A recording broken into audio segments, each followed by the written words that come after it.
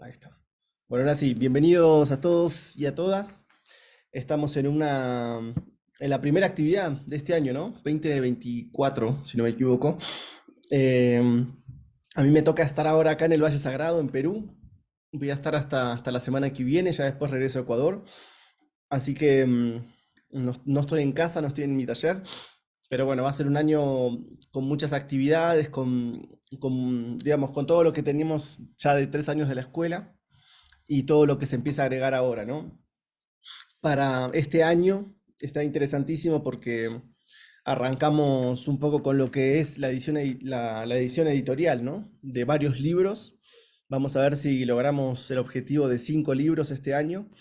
Ya salió nuestro primer libro, Kitaki, El Centro del Sonido, que es un poco lo que vamos a hablar hoy.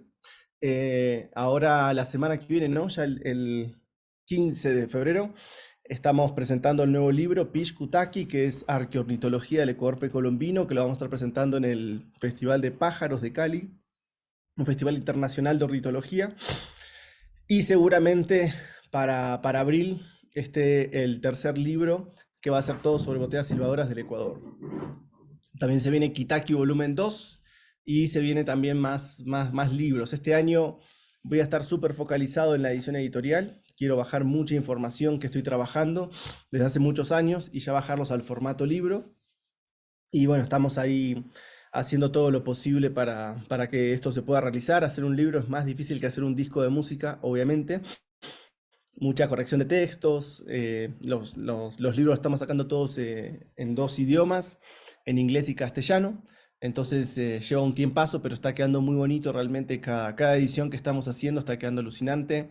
Ahora estuvimos trabajando con Natalia Vergara, con Darío Rocha, con la hermana de Darío, Diana, y con Nancy Hilgert en este nuevo libro que es todo sobre pájaros, ornitomorfos del Ecuador precolombino. Estamos haciendo el primer libro de arqueornitología, es decir, el estudio prehispánico o ancestral de los registros de los pájaros en la cerámica precolombina, ¿no? Una tema súper interesante, ¿no? Muy interesante porque no solamente se da en Ecuador, sino que en casi todos los países o en casi todos los territorios la gente se ha inspirado en los pájaros y ha hecho cosas alucinantes. Así que bueno, estamos súper contentos acá también con todo el equipo con el que hemos trabajado. Entregamos el libro la semana pasada, ¿no? La editorial fueron muchos 15 días sin parar solamente para corregir el libro.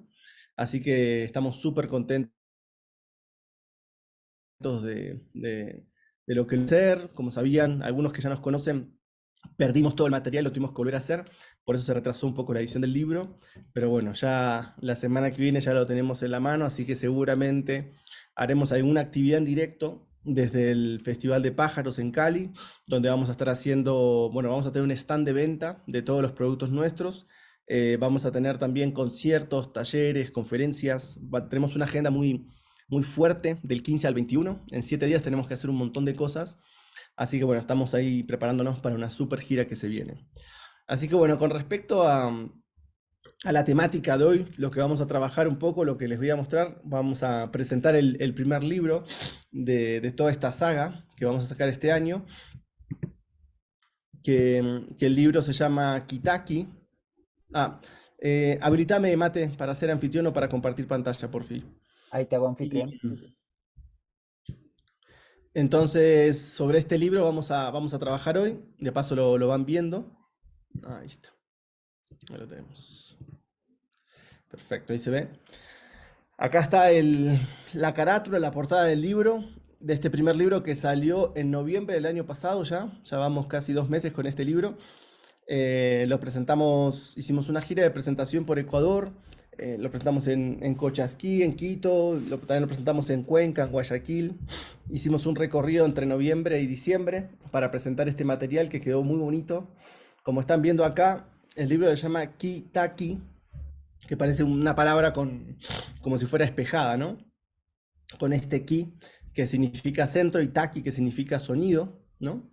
Por eso el libro se llama El centro del sonido, ¿no? Básicamente haciendo alusión a lo que es el territorio ecuatorial, donde pasa esta línea ecuatorial que vamos a hablar casi todo, esta masterclass, vamos a hablar casi todo sobre esto, ¿no? Este libro trata básicamente sobre los instrumentos musicales de la línea ecuatorial. y por sobre todo manejamos un concepto súper interesante, que es el de arqueoastromusicología. ¿Qué significa esto?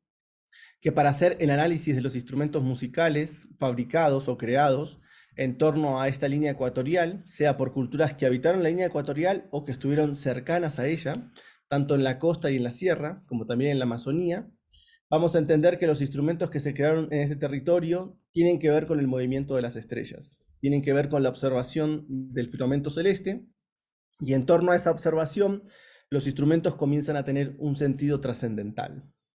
Entonces, es muy interesante trabajar con este concepto de la arqueoastromusicología, porque nos va a permitir entender una nueva etapa en la investigación de los instrumentos musicales.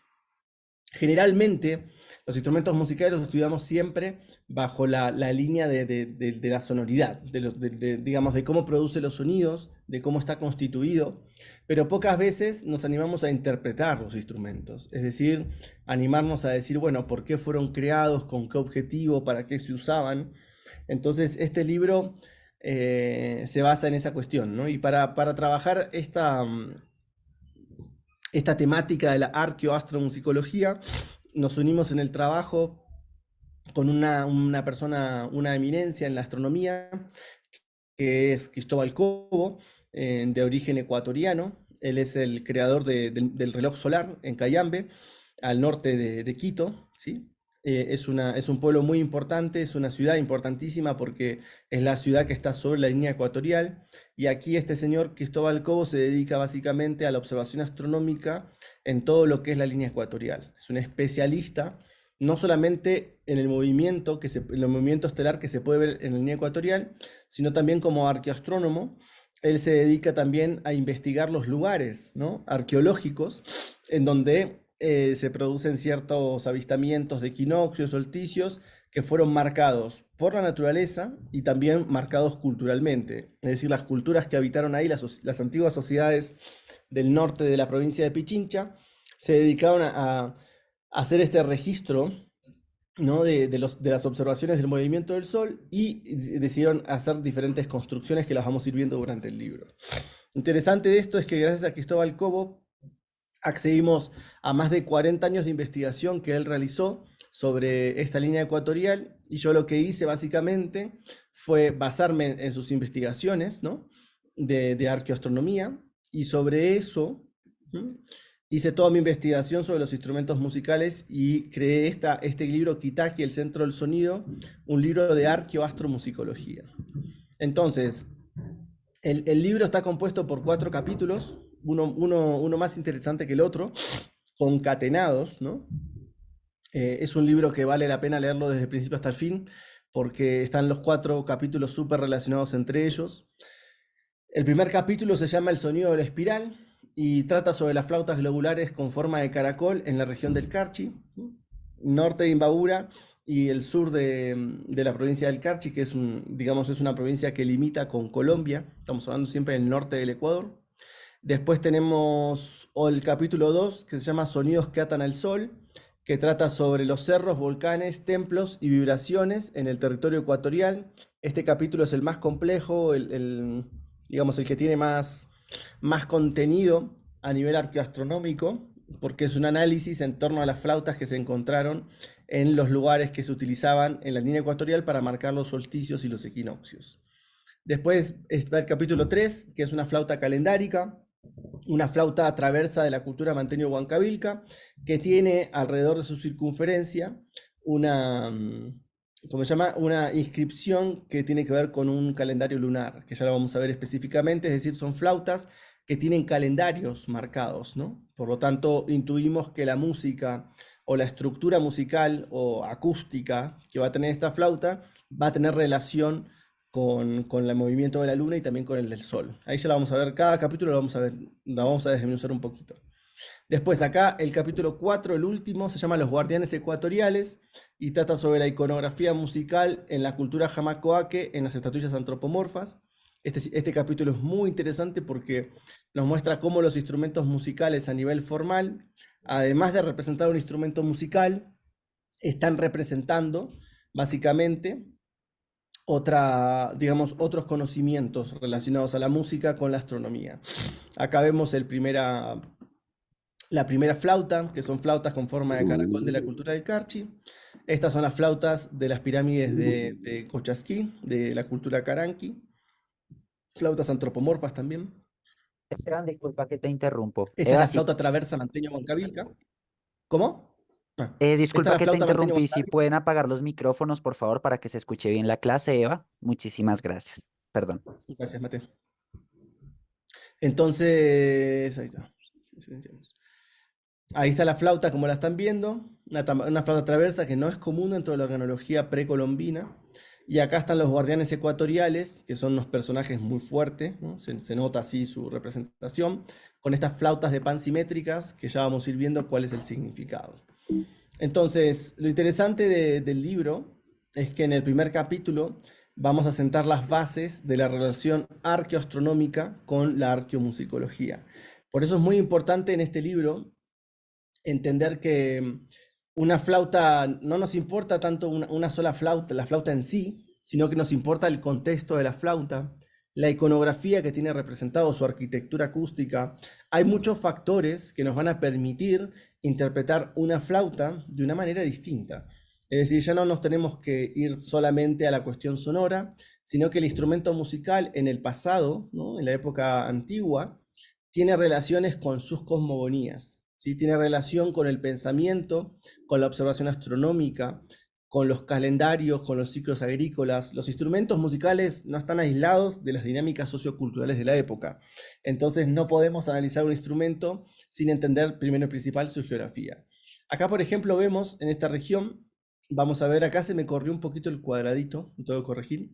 Esta zona es justo en la zona del sur de Nariño, de Colombia, y el norte de la provincia del Carchi, en donde se encuentran estas flautas, que son unas flautas especiales con forma de caracol y con diseños, ¿sí? Con pinturas hacia los costados y también con diseños tridimensionales que tienen que ver con la figura zoomorfa, antropomorfa y geométrica. Esta flauta va a tener diferentes formas, pero en general va a tener siempre una estructura especial, que es la estructura del espiral interno. Esto está buenísimo. Es decir, estas flautas que imitan la forma del caracol externamente, cuando nosotros le hacemos radiografías o encontramos piezas rotas, encontramos que tienen todo un sistema de espiral, ¿sí? Que es exactamente la copia original de cómo son estos objetos de forma natural, y tienen este espiral interno, ¿no? Son bien bonitas las flautas. Acá vemos las ilustraciones de esta flauta que las hizo Natalia Vergara, que siempre ilustra todos los libros que trabajo. Y acá vamos a ver algo interesante, que empezamos a ver la estructura de la flauta, que tiene 4 agujeros, ¿no? Uno en cada costado de la parte finita de la espiral, uno por la parte de atrás y otro por la parte de adelante. Bajo esa estructura acústica vamos a interpretar que se sopla por el agujero de acá arriba. Es una flauta de insuflación indirecta, una flauta globular con un cuerpo complejo interno porque tiene el espiral diseñado por dentro y tiene un agujero abajo y 2 agujeros a los costados.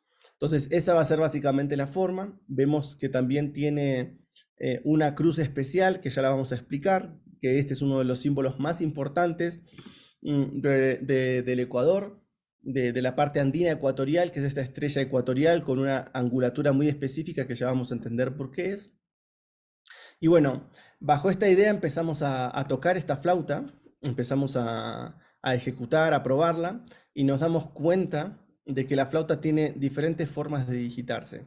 Si bien es una flauta que tiene solamente 3 agujeros, según el orden en que digitemos, nos va a generar 2 tetracordios distintos. Es decir, nos va a generar 2 secuencias melódicas distintas según la forma en que nosotros lo ejecutemos. Entonces, una vez que acá exponemos, vamos a tener toda la digitación de la flauta, es decir, todas las frecuencias que la flauta puede generar con las diferentes posiciones que generamos con nuestros dedos sobre la flauta, y vamos a encontrar 6 sonidos, ¿no? La primera que juntan nos muestra una flauta polimodal, es decir, que tiene 2 escalas distintas. Ahora la vamos a escuchar original, no se preocupen para que entiendan lo que les estoy diciendo. Y sobre esta cuestión vamos a trabajar algo interesante, que son las flautas globulares como modificaciones dentro del cuerpo interno. Toda modificación que nosotros le hagamos al cuerpo interno de una flauta globular va a generar un nuevo timbre, digamos, diferentes formas de generar sucesiones de sonidos, ¿sí? Y eso nos va a generar que en Ecuador tengamos la mayor cantidad de flautas polimodales, es decir, flautas que pueden generar dos escalas dentro del mismo objeto. Entonces, vamos a compartir, aquí vamos a ver el sonido original de esta flauta. Ahí está.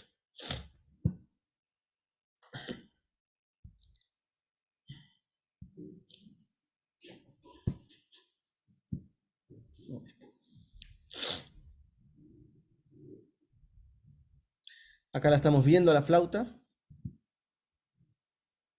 Ahí se ve clarísimo. Fíjense cómo tiene una estrella con contorno hacia un lado, pintada de blanco, y la otra tiene una estrella al otro costado que está pintada de negro. Esta es la que les estaba mostrando recién.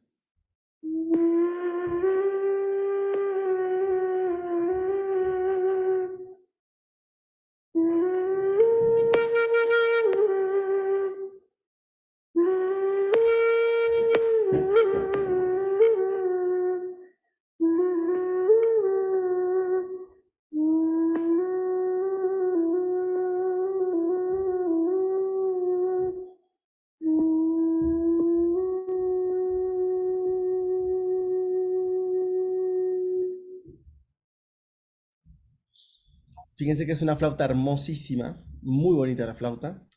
Fíjense ahí los ornamentos que tiene.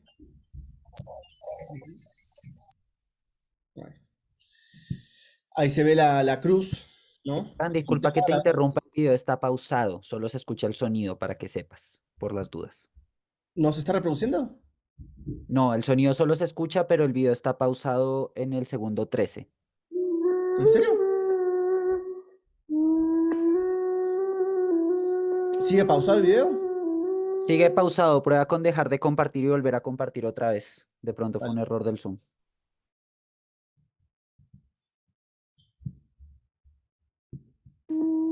¿Ahí se ve? ¿O sigue pausado?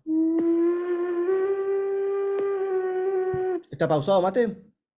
No se ve, ahora yo veo negro. Cuéntenme grupo por el chat si ven, por favor.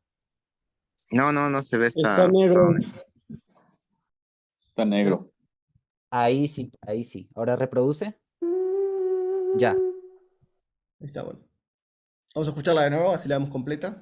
Fíjense el personaje, ahí qué bonito, con su cetro en las manos.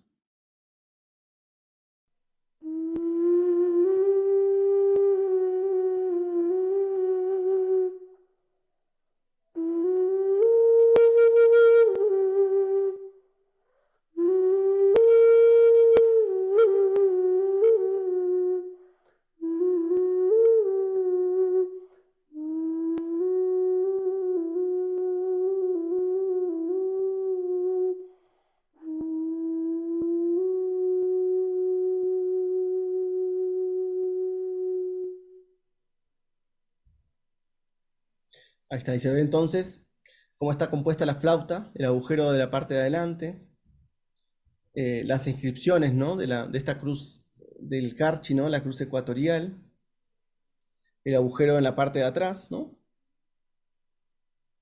Ahí va. La otra estrella, fíjense que es como un complemento, una en blanco, otra en oscuro. Y ahí ya la flauta completa, ¿no? A ver si tengo otra acá. Entonces, bajo esta estructura de flautas, podemos escuchar la original, vamos a empezar a meternos más en lo que es la investigación que hacemos nosotros, que es la arqueoastromusicología. Eso. Entonces, acá lo que vemos son dos objetos interesantes. Estos son los platos del Carchi, que es algo súper interesante para investigar en el volumen 2 de este libro, que va a estar para más o menos el mes de septiembre. Voy a tocar mucho la temática de los platos del Carchi, porque bueno, al parecer parece ser un plato, ¿no? Por la forma que tiene, pero a nivel simbólico, estos platos tienen muchos mensajes astronómicos, tienen muchas figuraciones que son súper importantes para comprenderlas. No me quise acá en el libro explayar mucho en los platos porque es gigantesco la temática, pero lo que sí quiero que vean es que los platos, que son circulares, que podrían representar también el cielo, ¿no? Los 360 grados del cielo, fíjense que tienen los mismos símbolos que las flautas que estamos tocando. Estas flautas con forma de caracol y también con figuras antropomorfas tienen, comparten básicamente,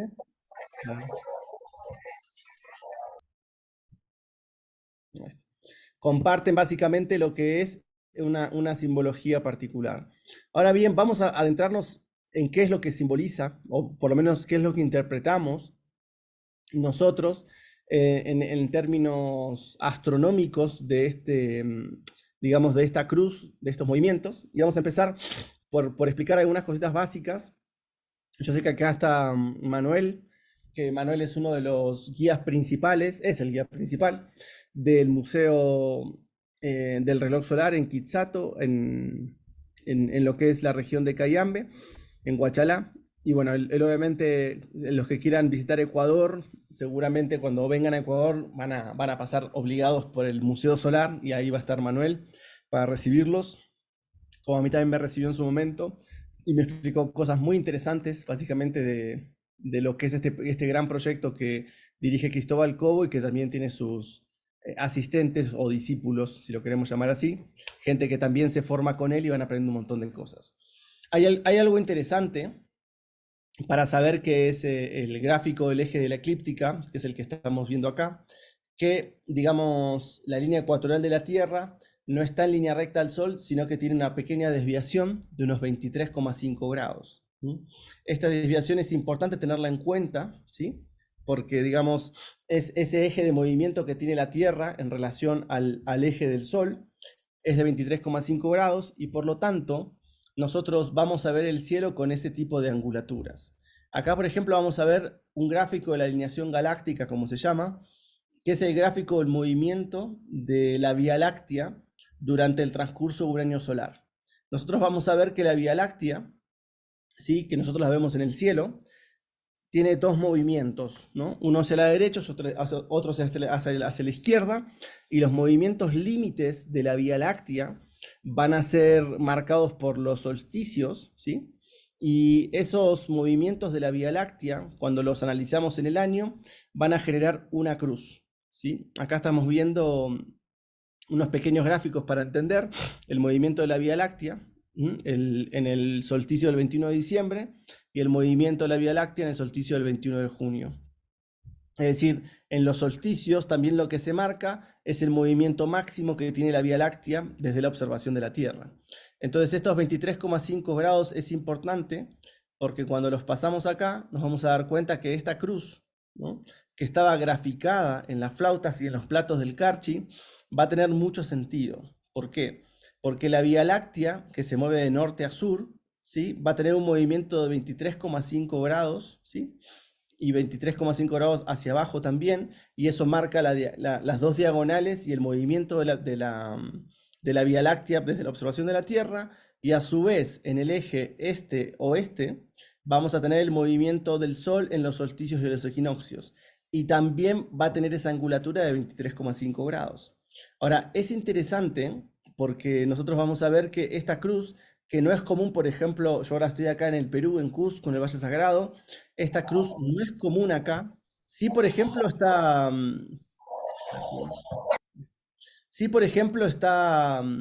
la chacana, ¿no? La chacana que la conocemos como un símbolo andino, ¿no?, por excelencia. Ahí nosotros nos vamos a dar cuenta de que los símbolos que se utilizan por cada cultura tienen que ver con la astronomía. Como los movimientos astronómicos son los que definen la liturgia, el año, digamos, los rituales, todo lo que se hace tiene que ver con los calendarios. Y si se fijan, los símbolos que utilizan las flautas y los platos de la cultura del Carchi va a tener que ver con los solsticios y los equinoccios en el eje este-oeste y también con la posición norte-sur de la Vía Láctea. Justamente en la mitad del mundo, esos dos movimientos, el de la línea, el de los solsticios y equinoccios y el de la Vía Láctea, van a tener ambos 23,5 grados.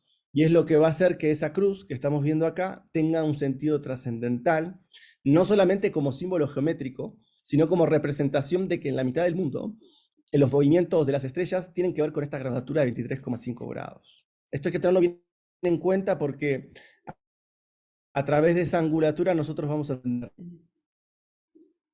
Sí, sin hablar, justo estuve con unos maestros de América del Norte. Esa cruz es muy importante. Es justo, en realidad es una cruz equilibrada. Lo que pasa es que el sentido que va a tener esta cruz en las culturas ecuatoriales es que está marcando justo los solsticios y los equinoccios y el movimiento de la Vía Láctea. ¿Qué quiero decir con esto? La Vía Láctea se mueve, o sea, nosotros vamos a ver, la Vía Láctea la vamos a ver en todo el planeta. Lo que pasa es que justamente en la línea ecuatorial nosotros vemos los dos cielos, el cielo del norte y el cielo del sur juntos. Es muy loco cuando estamos ahí con Manuel, con Darío, también con Cristóbal Cobo, que uno puede estar en Huachalá, en Cayambe, y realmente cuando vas a la noche podés ver ambas constelaciones, podés ver la Cruz del Sur, la Osa Mayor, la Osa Menor. Cuando son constelaciones, que por ejemplo cuando estamos acá en el Cusco, como yo estoy ahora, la estrella que es regente es la Cruz del Sur. Pero si nos fuéramos para las culturas del norte, la Osa Mayor y la Osa Menor serían las estrellas o las constelaciones regentes. Es decir, son las estrellas que se pueden ver. Pero por ejemplo, los del norte no pueden ver las del sur y los del sur no pueden ver las del norte. ¿Me explico? Entonces, algo interesante que pasa en esta línea ecuatorial es que nosotros vemos el cielo de forma completa, ¿no? Es decir, la Vía Láctea se mueve de la forma más angosta que puede. Esa cruz en la línea ecuatorial se mueve de la forma más pequeña, que es 23,5 grados hacia cada costado, durante cada solsticio que se marca. Y ahí nosotros lo que entendemos es que en este lugar, la mitad del mundo, vamos a poder ver el cielo de forma completa, no de forma parcial como nos pasa cuando nos vamos a los hemisferios, cuando salimos de los trópicos y nos empezamos a ir más para el sur o más para el norte, es como que el cielo deja de poder ser observado de forma completa. Eso, no sé si lo vamos a ir entendiendo a medida que vamos explicando más. Después abrimos preguntas y respuestas y vamos viendo. Entonces acá, por ejemplo, este gráfico que estamos viendo acá, que es totalmente, es una abstracción en realidad del símbolo, acá lo aplicamos al planeta y vamos a entender, primero y principal, que al mundo, que eso después se los recomiendo ver un poco los videos de Cristóbal Cobo y las conferencias que tiene él, en vez de ver el mundo norte-sur, arriba y abajo, como que lo giramos al planeta y ponemos como lo que nosotros concebimos como el norte y el sur, lo ponemos como este y oeste. Entonces el planeta, en vez de verse así, lo empezamos a ver quizás de la forma correcta que lo deberíamos ver, que es con los ejes arriba hacia abajo de este-oeste, ¿no? Sobre esa filosofía no me voy a ampliar mucho, pero sí está bueno que vean un poco los contenidos del Museo del Reloj Solar, que habla muy interesante de esta nueva concepción o esta nueva visión o interpretación geográfica del mundo, que es entender que lo que realmente nos orienta es el oriente y el occidente, o sea, es el este y el oeste, que es la salida y la caída del sol. Son las dos facetas más importantes que el hombre ve y que el hombre marcó, y por eso es interesante cuando empezamos a tener esta noción de que el mundo puede ser visto en realidad como un eje central este-oeste y no tanto norte-sur como a veces lo queremos ver, como no como lo vemos, sino como tratan de que o sea, como quieren que nosotros veamos el mundo. Siempre el norte arriba y el sur abajo, y en realidad en la visión sería este-oeste. Ahora bien, si se fijan, acá está clarísimo el eje este-oeste. Acá justo este archivo está para la edición del libro, por eso tenemos un agujero acá en el centro, porque hay que dejar siempre un espacio para que cuando tengas el libro impreso se pueda ver bien el gráfico, pero no es que abrimos el mundo, sino que es solamente para la edición del libro. Entonces, en el eje este-oeste vamos a tener la salida del sol y por eso vamos a tener marcados los solsticios y los equinoccios. Los equinoccios son los días donde se iguala la luz y la oscuridad. Tenemos 2 horas de día, 2 horas de noche. Y en los solsticios de invierno o los solsticios de verano vamos a tener el día más largo o el día más corto, siempre dependiendo en qué hemisferio estemos, ¿no? Acuérdense que todo esto siempre se complementa. Cuando es el verano, ahora en el hemisferio sur es el invierno, en el hemisferio norte y viceversa. Entonces siempre, digamos, todas estas cuestiones astronómicas dependemos mucho de en qué lugar del planeta nos estamos posicionando.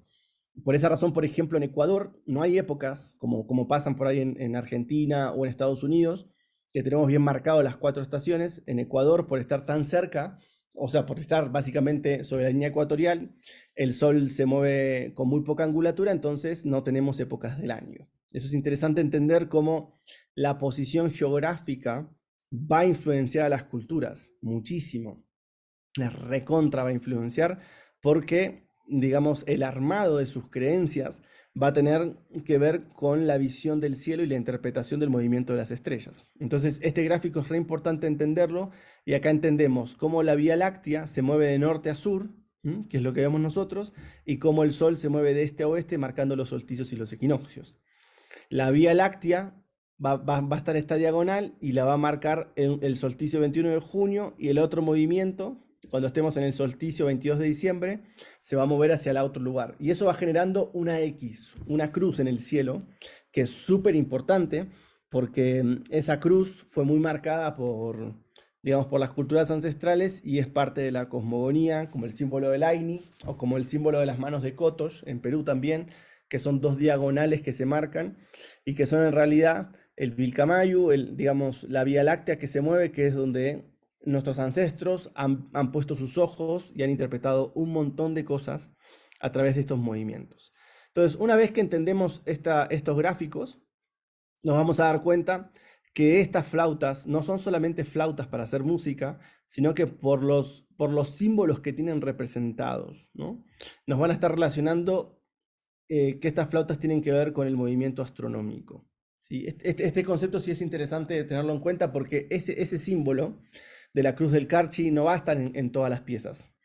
No es que va a estar en todas las piezas de la cultura del Carchi, solo en algunas, y por tener ese símbolo van a ser piezas muy especiales. Entonces, acá, por ejemplo, hemos investigado unas 13 flautas con forma de caracol, la mayoría con estos símbolos de la cruz del Carchi, otros con otros símbolos, pero en general, acá lo que hace este capítulo es interpretar este símbolo y entender el porqué de la angulatura de los 23,5 grados. Entonces, ese es el primer capítulo. No sé si alguien tiene alguna pregunta. Ahora voy a avanzar un poco más rápido para que no se haga tan larga la presentación, pero está bueno ir viendo. Si alguien tiene alguna duda, alguna pregunta. Sé que alguien comentó, ¿no? Por acá, perdón que no veo el chat, que sí, ese símbolo también se da en América del Norte, es verdad. Pero, como les decía, el símbolo realmente en la mitad del mundo toma una dimensión más interesante porque tiene que ver con una dimensión astronómica. No significa que en el norte no tenga una concepción también astronómica, pero ese símbolo en la mitad del mundo va a estar marcando el movimiento solsticios y equinoccios y también los movimientos de la Vía Láctea. Si alguien tiene alguna pregunta, pregunte nomás, y si no, pasamos al segundo capítulo,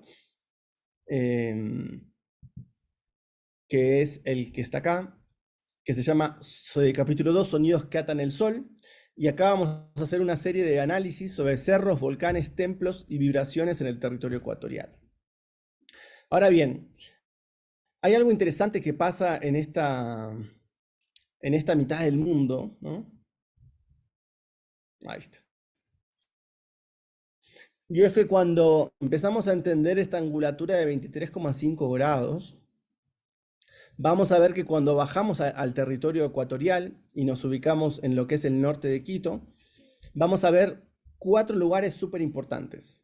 Primero en principal va a estar un lugar que se llama el Cerro Catequía, ¿sí? El Catequía es un cerro especial porque es el único cerro que está en la línea ecuatorial en su punto 0 grados, 0 minutos, 0 segundos. Y vamos a encontrar una serie de discos líticos, ¿no? Es decir, círculos de piedra que van a estar marcando, acá muestro, van a estar estos círculos de piedra que, viendo siempre los libros de Cristóbal Cobo, porque él tiene todas las investigaciones sobre estos discos líticos, no me voy a explayar mucho, pero la forma o el diámetro de los discos, cuando uno se para en el centro y hay solsticios y equinoccios, la sombra de una persona calza justo adentro de la mitad del círculo. Es decir, se genera un montón de fenómenos de luces y sombras en torno a estos discos líticos. En estos discos líticos lo que vamos a encontrar es que está justo en ese cerro marcando la mitad del mundo, desde hace miles de años. Y incluso del Catequilla creo que está como a 1 kilómetro o 2 kilómetros, perdón si no soy preciso con eso, pero a más o menos a 1 kilómetro, kilómetro y medio, va a estar marcado la mitad del mundo que dice el gobierno que es la verdadera mitad oficial de la mitad del mundo, pero que sabemos que no lo es. Es decir, el gobierno ecuatoriano no se hace cargo básicamente hoy con GPS, uno va a la mitad del mundo que te dice el gobierno y realmente no es la mitad del mundo, por ahí no pasa la línea ecuatorial en su punto cero, sino que está corrido como 1 kilómetro, kilómetro y medio.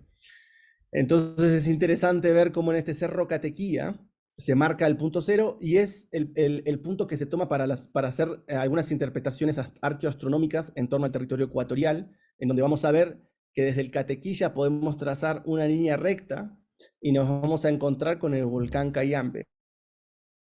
El volcán Cayambe es uno de los volcanes más increíbles que tiene esta región. Perdón, ahí está. Que es este que está acá. Es un volcán, para mí, de las cosas más bonitas que tiene el planeta Tierra, el único nevado que está en la mitad del mundo, ¿no? La línea ecuatorial pasa por el glaciar sur, por esta parte, ¿sí? Lo que lo convierte en el único pico nevado por donde pasa la línea ecuatorial, y este volcán Cayambe va a marcar junto con el cerro Catequía, van a marcar una línea recta, como un seque, una línea imaginaria geográfica, que nos va a poner a la mitad del mundo, ¿sí? En línea recta con el Catequilla y con el volcán Cayambe.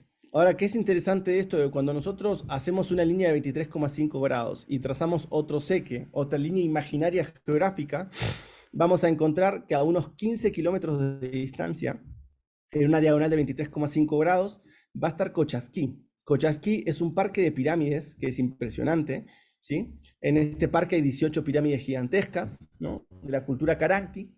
Y en este parque se va a marcar básicamente la salida del sol del solsticio del 21 de junio, ¿no? Ahí está, estudios del arquitecto Emilia. Sí, ahí vamos, después vamos a pasar varios investigadores, ¿no? Que han investigado toda arqueastronomía, ¿no? Yo después voy a pasar un poquito más. Acá me refiero siempre a las investigaciones de Cristóbal Cobo porque es la persona un poco con la que yo aprendí todo esto, pero obviamente no es la única persona que lo descubrió, sino que hay otros personajes también que han escrito sobre estas cosas. Entonces, una vez que giramos esta línea recta, esta diagonal a 23,5 grados, nos vamos a encontrar que a 15 kilómetros está el parque de pirámides de Cochasquí, que va a marcar el solsticio de junio. ¿Qué significa? Que el 21 de junio, que es el comienzo del Inti Raymi, el sol va a salir por detrás de las pirámides, ¿no? Y cuando nos giramos hacia la derecha, en este caso, el solsticio del 22 de diciembre, y hacemos otra línea recta, a 30 kilómetros aproximadamente, vamos a tener lo que es los Pucaras de Pambamarca, que es un lugar súper interesante, 18 sitios arqueológicos, en donde vamos a encontrar que el 22 de diciembre el sol va a salir por detrás de ellos, ¿no?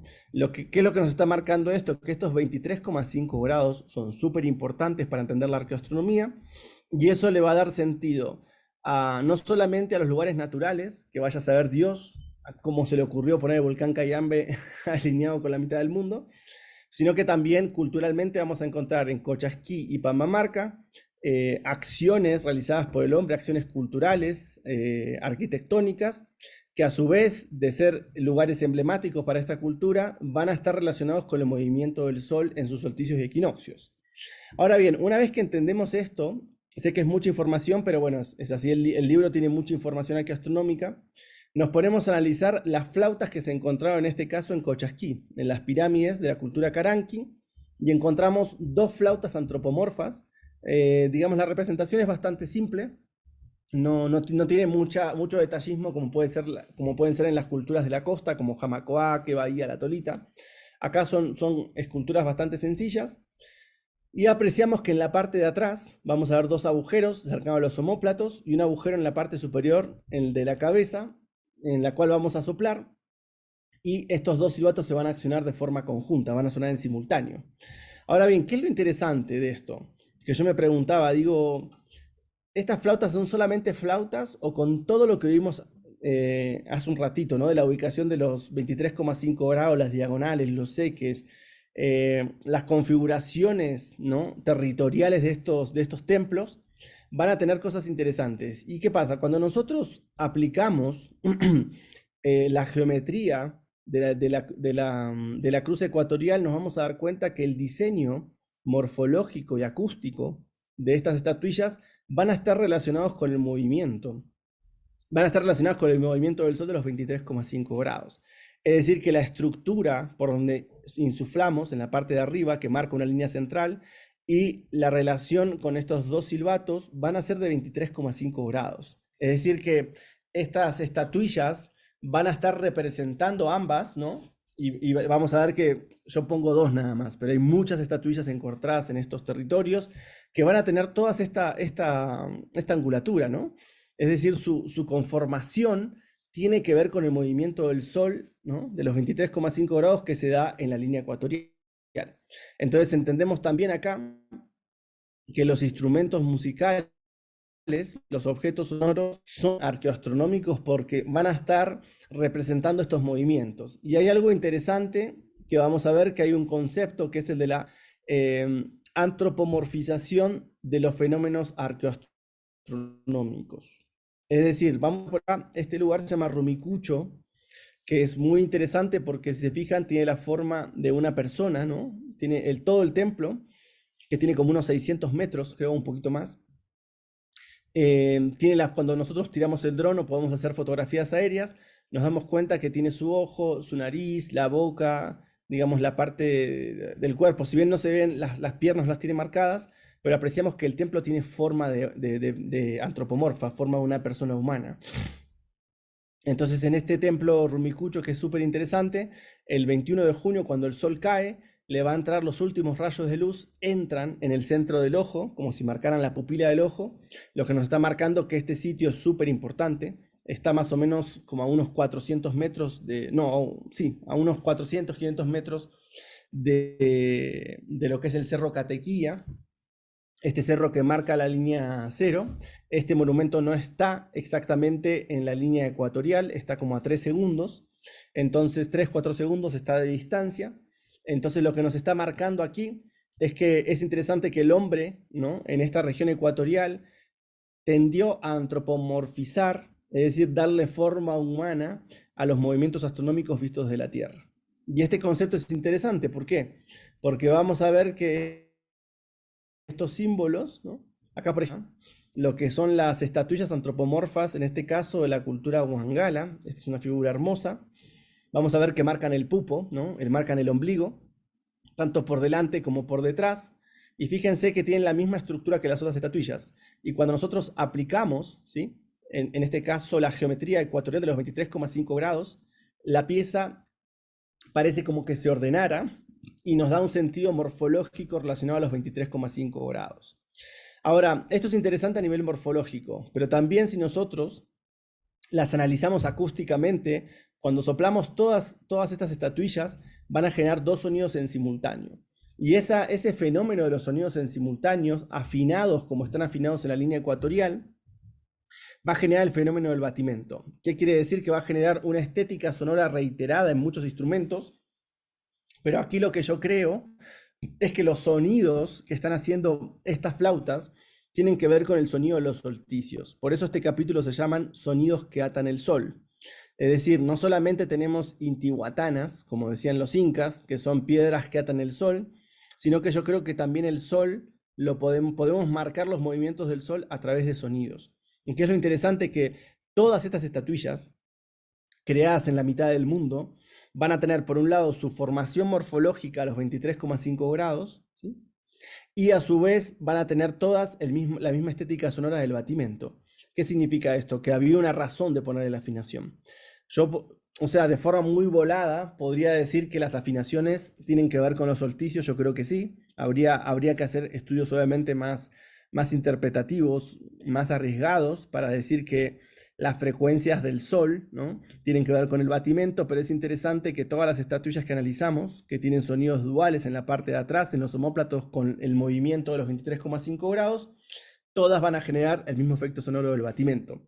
Entonces empezamos a ver una estética reiterada, no solamente a nivel sonoro, sino también a nivel formal. Y eso es lo que trata de explicar básicamente este capítulo, que es el segundo capítulo, que es uno de los más interesantes porque también nos marca una ruta, ¿no? Para los que no conocemos el Ecuador, nos está marcando una ruta para recorrer, que tiene que ver con todos estos lugares, con el Cayambe.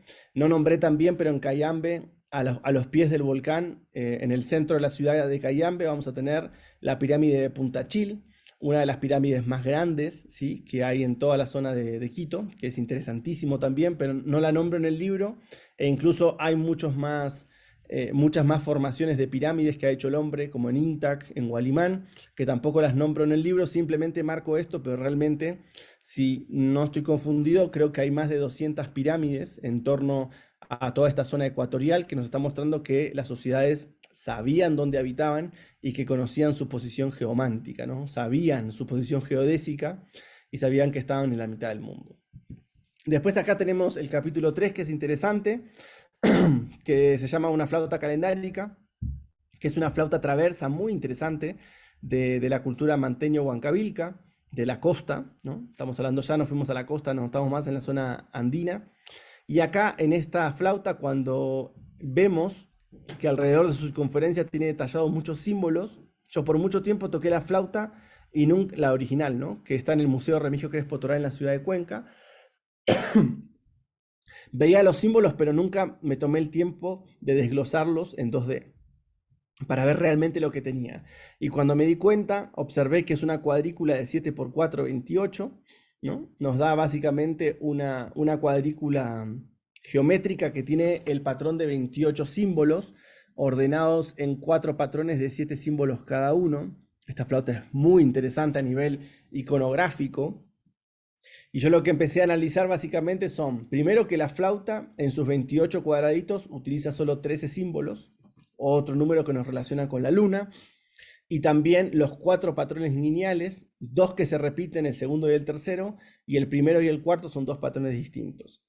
Sobre los patrones me basé básicamente en analizar solamente este de acá arriba, el primer patrón, pero si se fijan, el segundo y tercer patrón pareciera ser que tuvieran como los 4 elementos, ¿no? Tienen 4 símbolos que se repiten de forma escalonada. Acá vemos 1, 2, 3 y 4. Parecieran ser como para mí los símbolos de los 4 elementos, ¿sí? Y después el cuarto patrón tiene 7 símbolos distintos muy interesantes. Sobre los patrones solamente analicé el primer patrón, que me parece interesante porque uno de sus cuadraditos es un cuarto, ¿sí? de esta cruz, de esta cruz ecuatorial de la costa, ¿sí? La cruz manteño-huancavilca.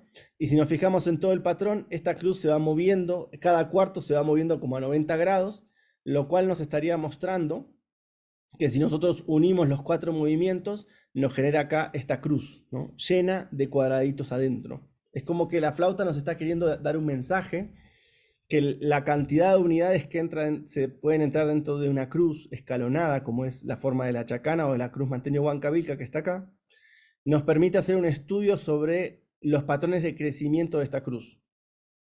Entonces yo lo que hago es un estudio bastante minucioso acá, matemático, de cómo esta cruz va creciendo por cuartos y cómo en cada uno de sus patrones de crecimiento, fíjense que el primer patrón son 5 cuadraditos para formar la cruz. El segundo se le suman a esos 5, 8 unidades más, lo que conforma el total de la cruz en 13 unidades.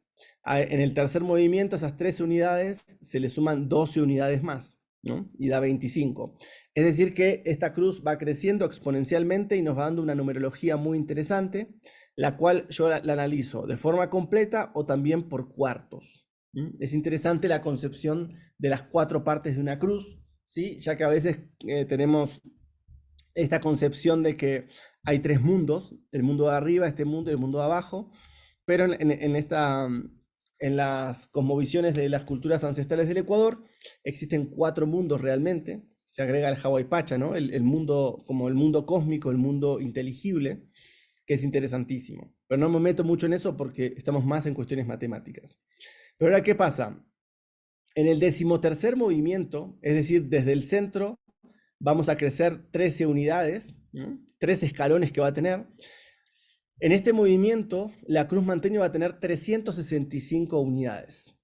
Fíjense qué interesante que este patrón de las cruces escalonadas nos está marcando realmente el movimiento astronómico del Sol y de la Luna. ¿Por qué? Porque cuando nosotros la analizamos de esta forma, nos va a dar que esta cruz tiene 4 cuartos de 91 días.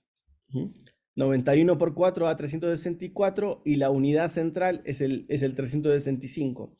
¿No? Es decir, que acá vamos a tener unido el movimiento del Sol y de la Luna, porque en un año solar vamos a tener 13 lunaciones y también nos va a dar el tiempo de movimiento entre solsticio y equinoccio, que terminan siendo 91 días. Fíjense qué interesante cómo la geometría de esta cruz Mantenio-Huancavilca, de esta cruz ecuatorial también, que acá en los Andes, en el Cusco, se llama como Chacana, nos está marcando el movimiento del Sol y de la Luna. Es decir, que el movimiento de las estrellas es geométrico y eso nos permite decodificarlo y entender que esta flauta calendárica nos trae, además de sus melodías, nos va a traer el patrón de movimiento, el Kamak, el tiempo nos va a traer entre solsticio y equinoccio. Esta flauta es muy hermosa, se puede ver la original en el Museo Remigio Crespo Toral. Para los que estén en Ecuador y quieran viajar, la flauta puede ser vista en la Reserva Arqueológica del Museo Remigio Crespo Toral, ahí en Borrego y Calle Larga. Está en pleno centro histórico de Cuenca y es una flauta realmente muy, muy bonita, muy hermosa. Después, bueno, para terminar un poquito, voy a tocar el último capítulo que se llama Los Guardianes Ecuatoriales, que este capítulo pusimos el video al principio para que lo vean. Cada capítulo tiene un documental audiovisual, que es interesante porque además los que quieran comprar el libro y leerlo, lo tienen ahí para leer, pero también está de formato audiovisual para los que quieran ver videitos y escucharme nada más hablar, está bueno. Obviamente en el libro hay más información de las que hablo en el video, pero acá es interesante porque vamos a ver que uno de los registros arqueomusicológicos más importantes de la costa del Ecuador está en las estatuillas antropomorfas de la cultura Jamacoaque, una cultura que habitó, digamos, en el centro norte de la costa ecuatorial, eso es a nivel territorial y a nivel temporal, aproximadamente en el 500 a.C. al 500 después de Cristo. Entonces, en estas estatuillas vamos a encontrar diferentes instrumentos. Fíjense que vemos flautas de pan, maracas, vemos tambores, vemos caparazones de tortuga, sonajas. La organología es bastante extensa en lo que es la cultura jamacoaque. Acá está el patrón de análisis que yo hice. Me basé en 15 piezas jamacoaque para hacer este estudio de las tipologías de flautas de pan. Me empecé a dar cuenta que en las flautas, en las estatuillas antropomorfas jamacoaque, había un desarrollo muy amplio de las estatuillas de las flautas de pan, pero no solamente como instrumento, sino también empezamos a ver diferentes tipologías. Es decir, el ordenamiento consecutivo de tubos, una flauta de pan consiste en la agrupación de varios tubos, ¿no?, que pueden ser de diferentes materiales. En este caso, en la cultura jamacoaque no tenemos ningún registro arqueológico de los instrumentos originales. Eso es una lástima, pero tenemos una de las expresiones más complejas en lo que es digamos, la iconografía visual de estas flautas, pero no tenemos los originales, así que imposible mostrarles el sonido de estas flautas. Pero analizamos en estos diferentes patrones formas distintas de armar las flautas de pan. Y lo que lo hace muy rico, muy interesante, el estudio formal de estos instrumentos. Encontré 8 tipologías. Dentro de estas 8 tipologías me centro en una que para mí es una de las más importantes, que son flautas de pan simétricas. ¿Qué quiere decir? Que van subiendo de la misma forma, o sea, sube de la misma forma que baja, y el orden de los tubos siempre nos va a mostrar que hay un tubo central, ¿no?, al centro, y se va expandiendo hacia los costados con tubos de la misma altura. Esa flauta simétrica marca algo interesante porque la van a tener solamente unos personajes especiales. ¿Qué quiere decir? Que estas flautas de pan no solo marcan una tipología de flautas, sino también van a marcar un rango y un estatus social. ¿Qué quiere decir esto? Que las flautas simétricas, que es donde centro mi atención, van a tener estos personajes súper interesantes que fíjense que están ornamentados con un montón de parafernalia ritual. Fíjense toda la cantidad de ornamentos que acompañan a cada personaje. Estas ilustraciones también estarán hechas por Natalia Vergara, que es una ilustradora arqueológica que está dando unos talleres muy buenos de ilustración arqueológica para los que estén interesados en dibujar y conectarse con lo que es el dibujo de las piezas arqueológicas, que lo súper recomiendo. Fíjense que acá encontramos que estos personajes están muy ataviados y por sobre todo tienen un atavío en la nariz y en el mentón, lo cual les imposibilita poder tocar la flauta. Entonces, ¿para qué un personaje va a tener una flauta tan sofisticada y tan grande, como se ve ahí, si no la puede tocar? Es decir, no entra para tocar con todos sus ornamentos. Entonces acá me empecé a preguntar realmente si estas flautas son flautas o si quizás lo que está representando es un símbolo o un conocimiento a través de una forma.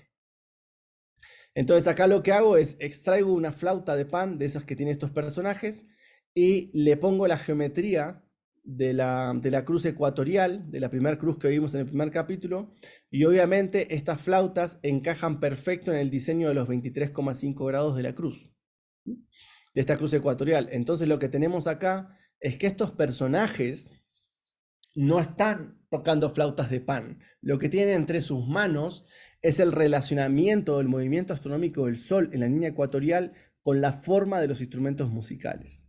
Entonces acá, digamos, esta ya es la última reflexión que hago, que acá sí estamos viendo lo que es la antropomorfización de los fenómenos astronómicos. Es decir, estas estatuillas, más allá de tener una relación cultural con la cultura jamacoa, que por supuesto, lo que están teniendo entre sus manos estos personajes es la graduatura o la graduación que tiene el movimiento del Sol desde el territorio donde ellos estaban, que es la línea ecuatorial. Jamacoa, que fue justo la cultura de la costa que vivió en la línea ecuatorial y cercano a ella. Entonces su observación del cielo les marcó siempre estos 23,5 grados y es el patrón de movimiento que le han puesto a estas flautas. Lo que lo hace súper interesante, porque lo que vemos acá en realidad es que estas flautas representan un símbolo, un significado oculto, ¿no? Digamos, una especie de encriptamiento de los conocimientos astronómicos en la forma de los instrumentos musicales. Y lo interesante acá es plantearnos como última relación del libro, como el último planteamiento que hace el libro, es por qué las culturas ancestrales ecuatoriales relacionaron los conocimientos astronómicos con los instrumentos musicales. ¿Será acaso que la música es el arte, ¿no?, de escuchar las estrellas y reflejarlas en la tierra? Esa es la premisa principal que tiene el libro. Es decir, entender que la música o que los sonidos no son más que un reflejo de la luz del cielo. Entonces acá vemos para mí estas temáticas increíbles y hacen de este libro, no solamente una investigación en torno a la línea ecuatorial y sus sonidos, sino que esto se puede aplicar a un montón de culturas.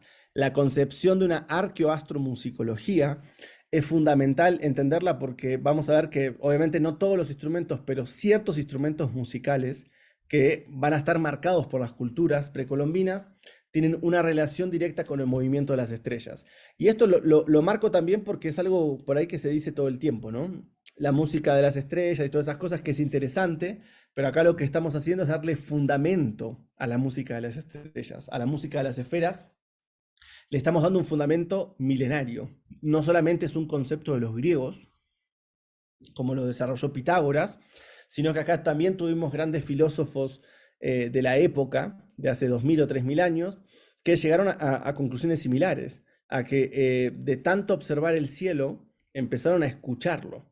Y ese escucharlo lo tradujeron en los instrumentos musicales. Entonces, por eso cuando nosotros escuchamos estos instrumentos, es inevitable que no viajemos. Es decir, digamos que nuestra imaginación no se vaya hacia las estrellas o hacia profundidades, hacia grandes meditaciones o hacia una profundidad, digamos, filosófica interesante, y nos está mostrando que las culturas del pasado relacionaban a la música con las estrellas porque el hecho de escuchar la música les permitía poder proyectarse hacia el cielo y entender por ahí que estos fenómenos visuales que tenemos en el cielo son fenómenos también sonoros. Y aquí hay una relación muy buena entre la luz y las frecuencias, entre la luz y la vibración de los sonidos. Y hay una relación intrínseca en eso.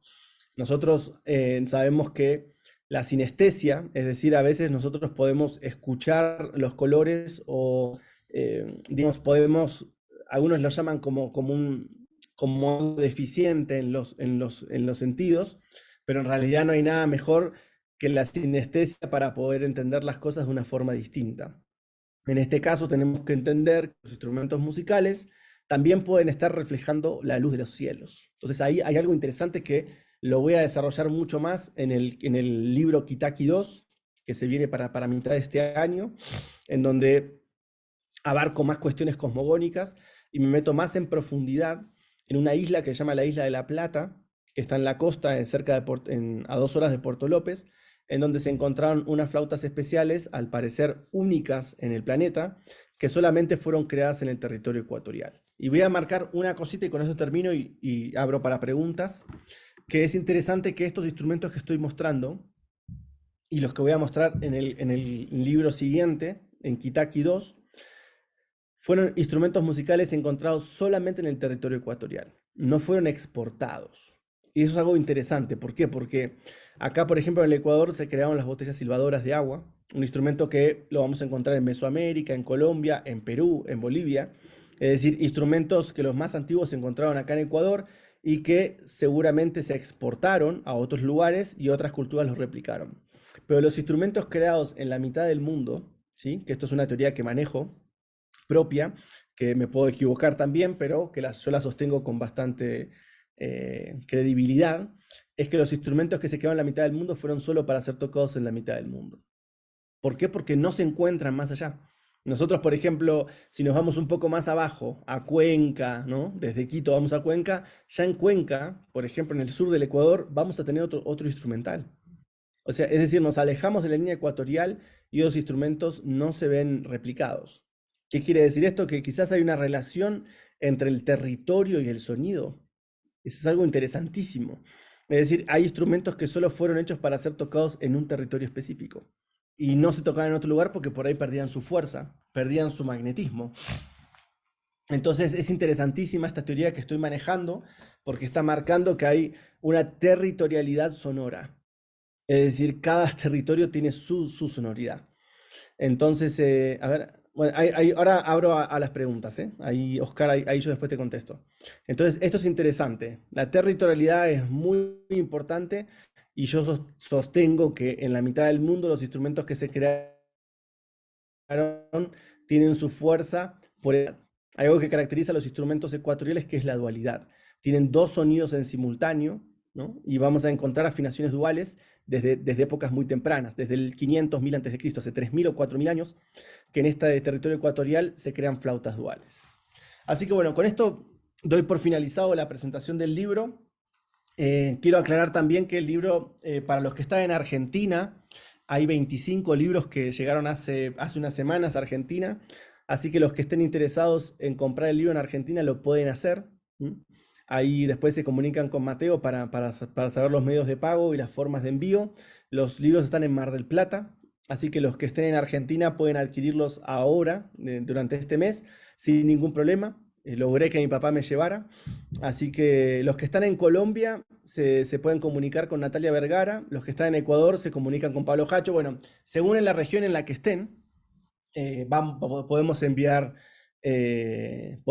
los libros a donde sea. Colombia, Ecuador y Argentina, hay libros en esos países, así que no hay problema. Los demás países, inevitablemente, si les interesa el libro, les recomiendo más la versión digital, que es un poco más económica y que les puede llegar al instante. Entonces, bueno, ahí ya saben, los que están en Argentina, ya hay 25 libros disponibles, ya hemos vendido 5, pero no hemos hecho mucha difusión de esto, así que esta semana empezamos a contar todo lo que pasa. También contarles que todos estos instrumentos que han visto en el libro se pueden aprender a hacer a través de un taller online que tenemos que se llama Sonidos Originarios del Ecuador Precolombino, una edición especial que hicimos el año pasado que ya está disponible en formato online pregrabado, que son 4 museos, 4 ciudades, 4 reservas arqueológicas. Es el taller online que más produjimos, ¿no? Por tantos meses. Hicimos un recorrido enterito por el Ecuador, pasando por los principales museos, y les enseñamos a construir las flautas de caracol, las flautas traversas, las flautas polimodales. Hay varios instrumentos realmente que vale la pena para los que están interesados en aprender a construir y también aprender de la mejor manera. Nosotros creamos una metodología única que es a través de tutoriales, de PDFs. Uno tiene acceso directamente a los museos y a las reservas arqueológicas y te mostramos directamente cómo son los instrumentos originarios.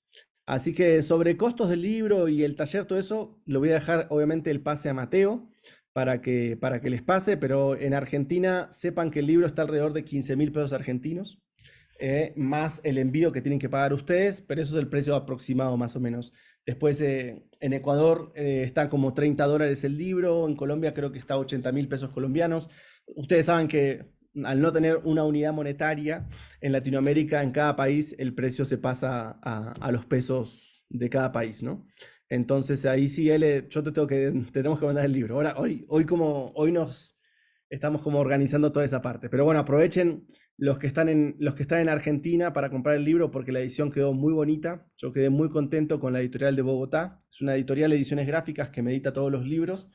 Así que, así que ahí está buenísimo para que aprovechen a tener un libro que es la primera edición. Se viene la segunda edición, se viene en España, así que los que estén en Europa, no se preocupen que en mayo voy a estar por Europa 2 meses presentando el libro por varios países de la Unión Europea. Así que ahí los que estén en Europa esperen un poquito, que ahí ya van a tener el de ustedes. Así que bueno, todos los que quieran libros y eso, ahí Mateo, no sé cómo nos organizamos, pero nos organizamos de alguna forma. Y lo que sí quería abrir un poquito es el tema de que estamos haciendo un seminario del 18 al 22, ¿no? de marzo. Para los que quieran venir a Ecuador, vamos a aprovechar la fecha del equinoccio del 21 de marzo para hacer un recorrido de 4 noches, 5 días por la mitad del mundo, donde vamos digamos, todo este libro Kitaki lo llevamos a lo real y hacemos todo un recorrido por el Ecuador de 5 días, en donde recorremos estos sitios arqueológicos, conocemos los instrumentos originales, hacemos realmente un recorrido de la arqueomusicología ecuatorial que vale mucho la pena. El que esté interesado realmente en todas estas cosas, aprovechen porque es una oportunidad única de, bueno, primero de conocernos personalmente y segundo de recorrer el territorio ecuatorial, que no hay mejor forma de aprender esto que viajando. Así que los que estén interesados, ahí hablan con Mateo y empezamos a ver quiénes quieren venir. Estamos cerquita, estamos allá casi 2 meses, ¿no? del viaje, un poquito menos, así que los que estén interesados es el momento ahora para animarse a inscribirse y tomar contacto con todo este conocimiento. Así que bueno, ahí los que estén en México, también hay unas copias en México, ahí después les voy a dar el contacto. Así que bueno, todos los que quieran libros, ahí sí nos tenemos que comunicar por privado con Mateo para hacerle llegar una copia del libro en la moneda de cada uno de ustedes. Así que bueno, si alguien tiene alguna pregunta, pregunte nomás, es el momento ahora. Disculpen, yo antes de las preguntas quería hacer también un pequeño resumen, porque me parece importante también aclarar que estamos con una oferta actual y es que para las personas que todavía no lo tengan y tomen la formación online de sonidos originarios del Ecuador precolombino, van a obtener el libro de manera gratuita si la consiguen esta semana. Es una promoción vigente por esta semana. Para saber más información, por favor déjenos su correo electrónico en el chat del Zoom. Una vez terminado, yo les voy a mandar una info general con todo lo que vimos junto con la grabación de la clase. Entonces sí es muy importante que me dejen su correo electrónico por este chat de Zoom para recibir toda la información. Una vez ustedes reciban ese mail, me lo pueden tranquilamente responder o comunicarse conmigo al privado indicándome su país de residencia actual y ahí hacemos la gestión de la venta del libro. Ahora sí ya pasó el lugar para preguntas y detenemos la grabación de la clase.